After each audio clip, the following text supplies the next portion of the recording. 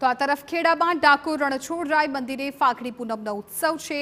250 જેટલી અત્યાધુનિક લાઇટો દ્વારા રોશની કરાય છે। 5 દિવસ સુધી ડાકોર મંદિર ભવ્ય રોશનીથી ઝળહળશે। રોશનીના રંગે રંગાયેલા રણછોડરાય મંદિરનો આકાશી નજારો સામે આવ્યો છે।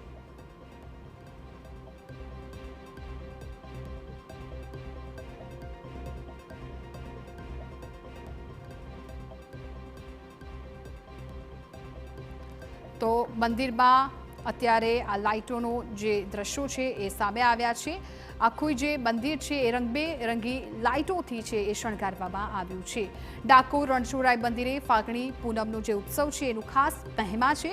અત્યારે તો 250 જેટલી અત્યાધુનિક લાઇટો છે એ લગાવવામાં આવી છે અને આ ફાગણી પૂનમના મેળામાં અનેક લોકો છે આ મંદિરની મુલાકાતે આવતા હોય છે, રણછોડરાયના દર્શન કરતા હોય છે। 5 દિવસ સુધી આ ભવ્ય રોશની છે એ મંદિરમાં રહેવાની છે।